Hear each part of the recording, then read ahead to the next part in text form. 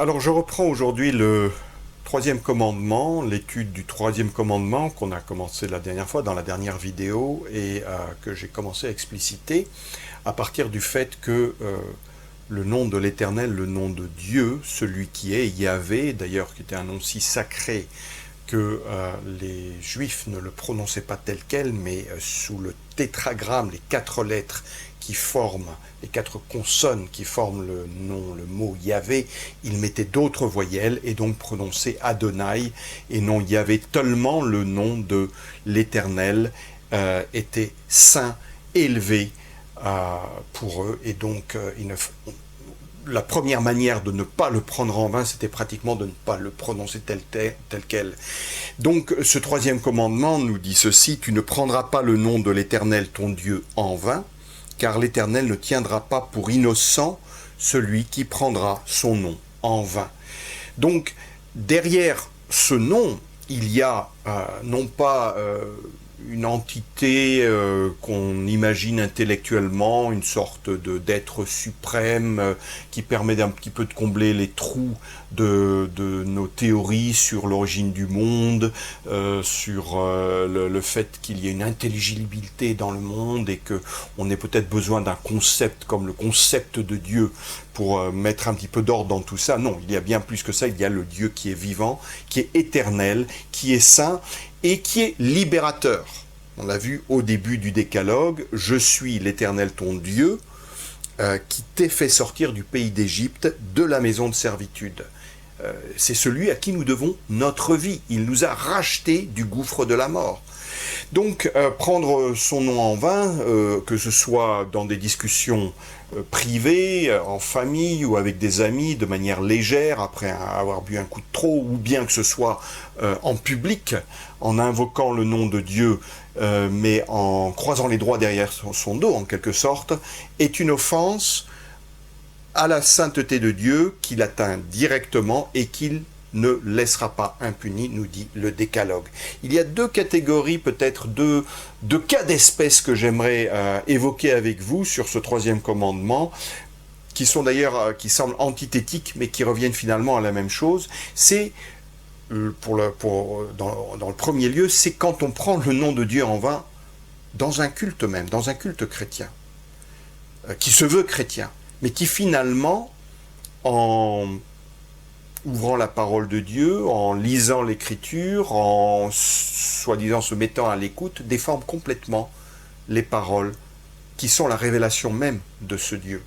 qui a parlé là. Et donc, il y a des manières parfois dans des cultes d'invoquer le nom de Dieu qui en fait prennent complètement son nom en vain et qui ne seront pas jugées moins sévèrement que d'autres manières. Il faut faire vraiment attention à la manière dont nous invoquons le nom de Dieu dans le culte communautaire, car le faisons-nous suivant ses indications, ses prescriptions, ses ordonnances, la manière dont il veut être adoré parce qu'il est Dieu justement, ou bien le faisons-nous suivant nos petites inspirations du moment, nos petits mouvements de nos sentiments, de nos émotions, de notre épiderme, de nos boyaux, peut-être, je ne sais pas. Il y a vraiment une manière de prendre le nom de Dieu en vain alors même qu'on prétend l'adorer. Puis il y a une autre manière qui semble être tout à fait à l'opposé, mais finalement qui rejoint dans cette atteinte à l'honneur de Dieu, qui rejoint la première, c'est la manière dont les athées souvent parlent de Dieu. Ils fabriquent une sorte d'idée, de notion qui n'est qu'un homme de paille, et ils s'amusent à jeter des œufs pourris ou des tomates pourries dessus pour essayer de montrer combien ce nom-là est ridicule, alors qu'en fait, ce qu'ils ont appelé Dieu n'est que le ferment de leur petite pauvre imagination qui n'a rien à voir avec la manière dont Dieu se révèle. Donc là aussi, le nom de Dieu est pris en vain. Que ce soit d'une manière ou d'une autre, il y a une offense qui est donc caractérisée. Et pour conclure cette vidéo de complément qui vient en complément de la première, je voudrais simplement vous rappeler les paroles de Jésus lui-même dans le Sermon sur la montagne, lorsque